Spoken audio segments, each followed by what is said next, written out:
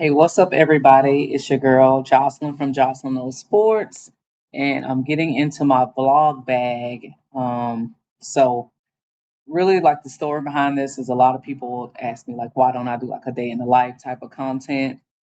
Honestly, sometimes I just be on the move and I don't document everything or a lot of it. So I was very intentional about my recent trip to Atlanta to try to document a little bit more of some of the chaos and the amazingness that happens behind the scenes when you're working in sports.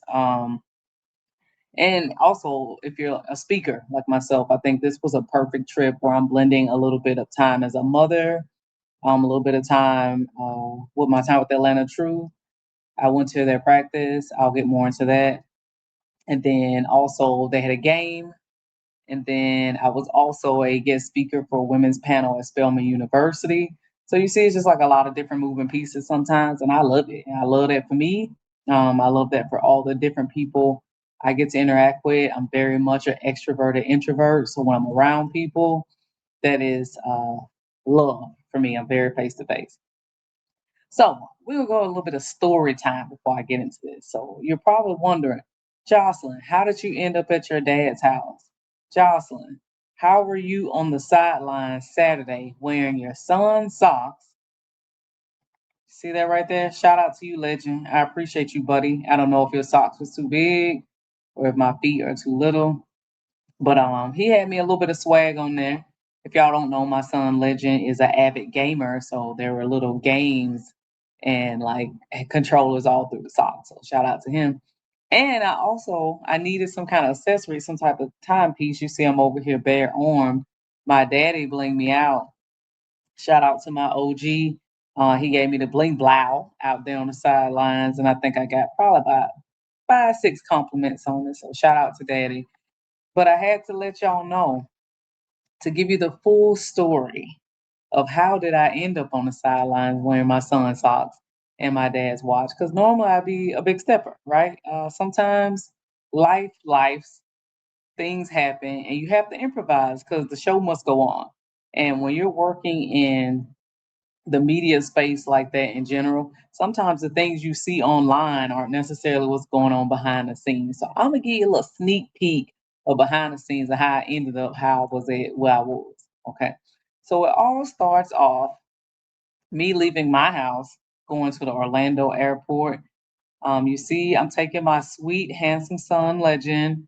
We are heading back to Atlanta so I can drop him off and get to work. A little detour. So the Orlando airport is great.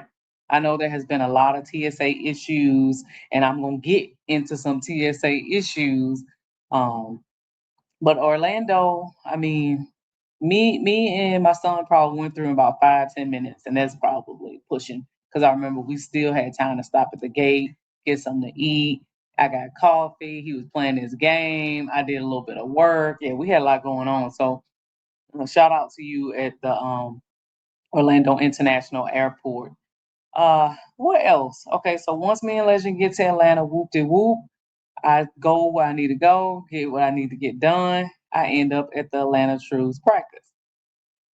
So a little background here: the Atlanta Truth are a women's national football conference team.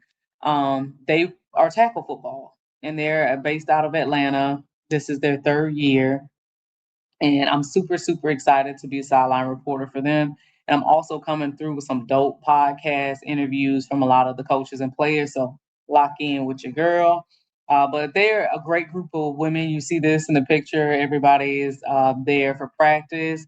This is actually their last practice before we go out to play the game Saturday. So, for any of you young sports journalists or anyone that's trying to get in the media game, I know a couple of you have asked me, like, how do you get in the sports space? How do you do this? How do you do that?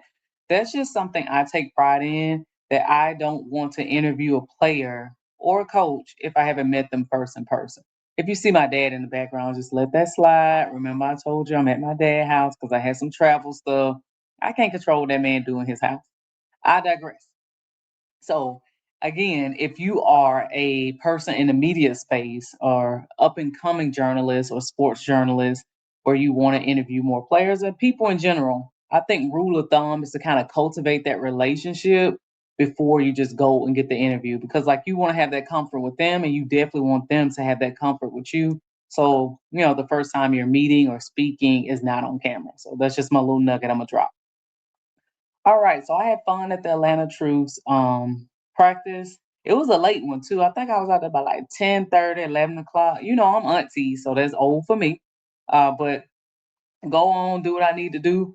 Whoop de whoop. The next day, I am going to be a guest speaker on a panelist for Spelman University, and it was a good time. So it was a master class, women in sports. You got Spelman Pathways and the playbook. Shout out to you, Dr. Mosley.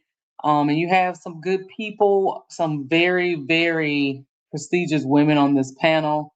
Um, yeah, I'll talk a little bit more about that. But before before I went to the panel, I had to go get my makeup done because sometimes you got to show up and show out. So usually when I am a panelist or a speaking engagement to that nature, I will get my makeup done. I will do my hair a little bit more. Um, because sometimes what the great Deion Sanders say, you look good, you feel good. You feel good, you play good. You play good, they pay good, right? And so I always kind of look at that is that that's my first impression with a lot of different people.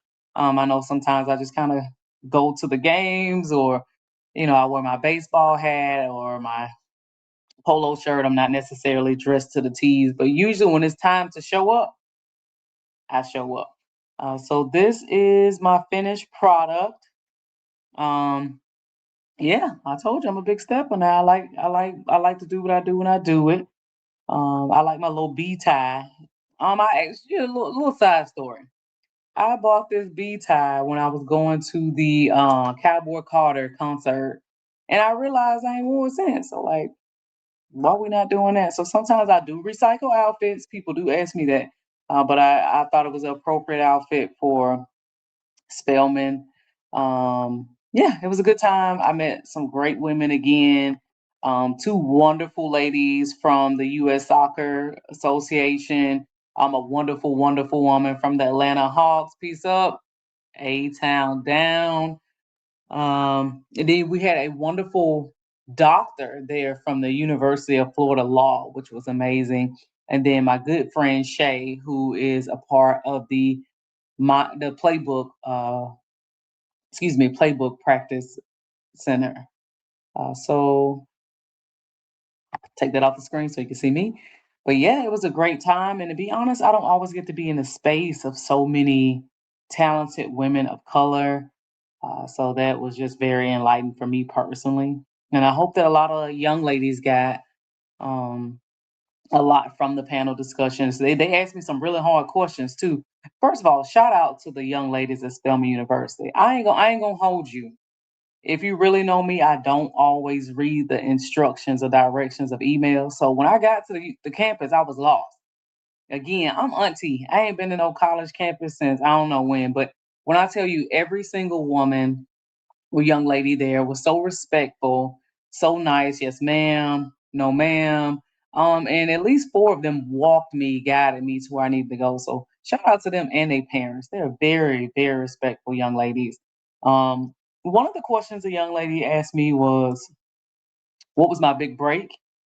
I think a lot of people have asked me that lately, and I'm very much a person that talks a lot about networking because I've actually only been in the sports media space for less than 2 years, honestly. Maybe this summer is 2 years for me, but every single opportunity that's come my way has come from some form of networking, either a person I met or a person they introduced me to. So shoot or shoot. If you're listening to me, don't ever be afraid to shoot your shot. Okay. Now we've done everything we need to do for Spelman University. Now this is what stuff let me get this is what stuff gets a little crazy. Right. I had to lean in, right? So I get up 2 o'clock in the morning, the next morning, I guess 3, 4 hours later, honestly. Get up at 2 o'clock in the morning, get to the Atlanta Stan Airport. And you see I'm calling it Atlanta Stan. Get to the Atlanta Stan Airport at 3 a.m. Probably a little earlier than 3 a.m. And this is, you know how you had a moment, so they show you on like TikTok or social media, like you messed up.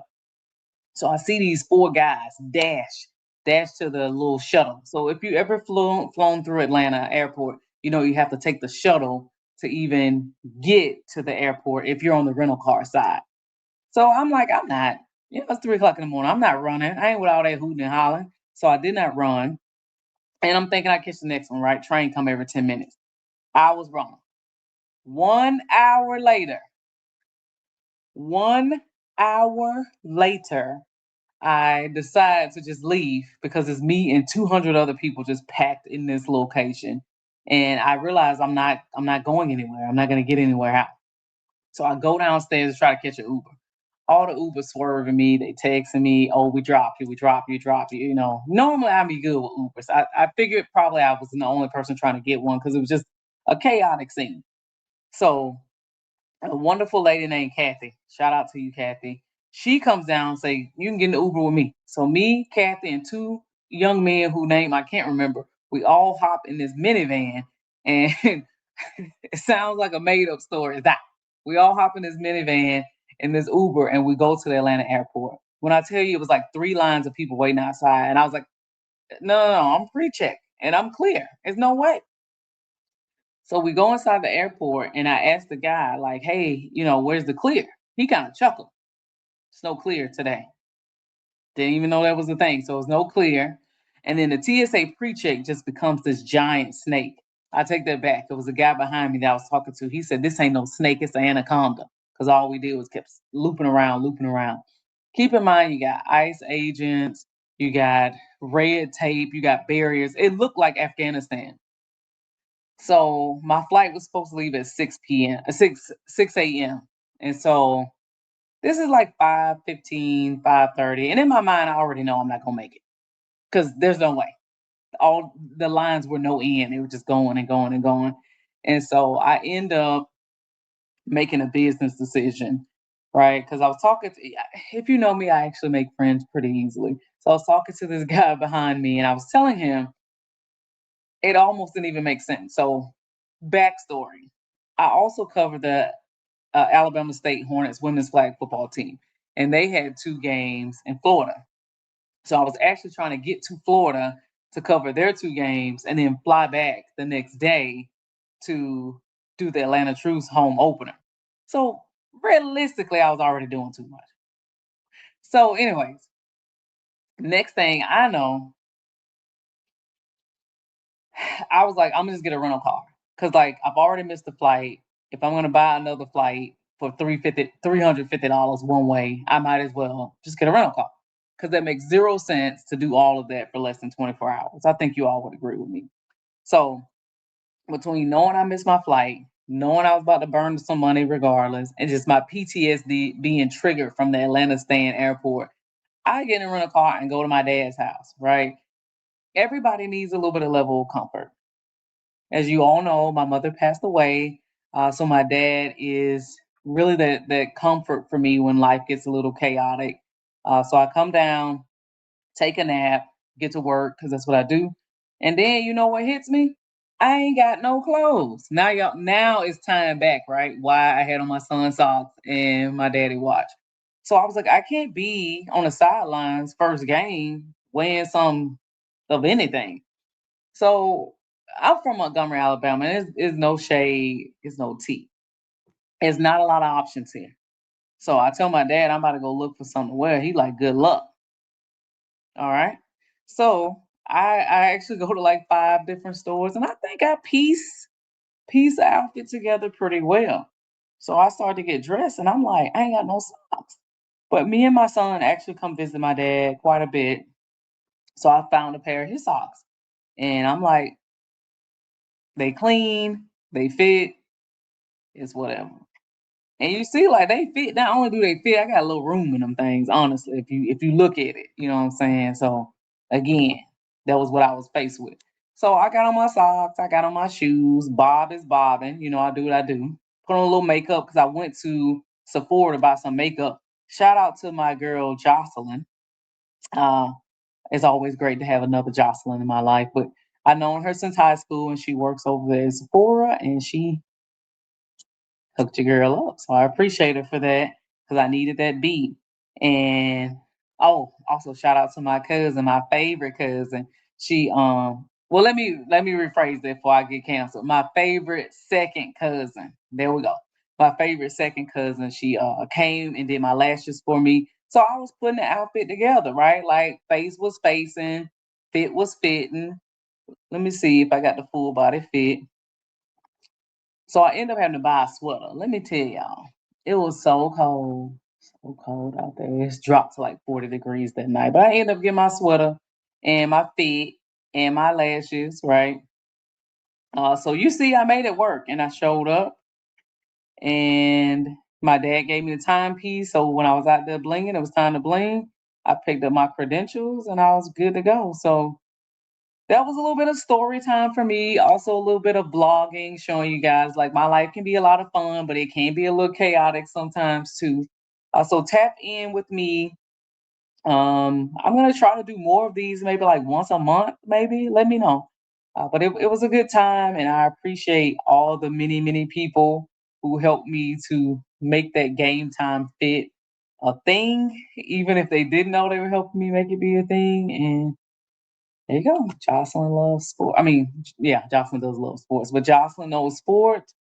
Blog number one ish.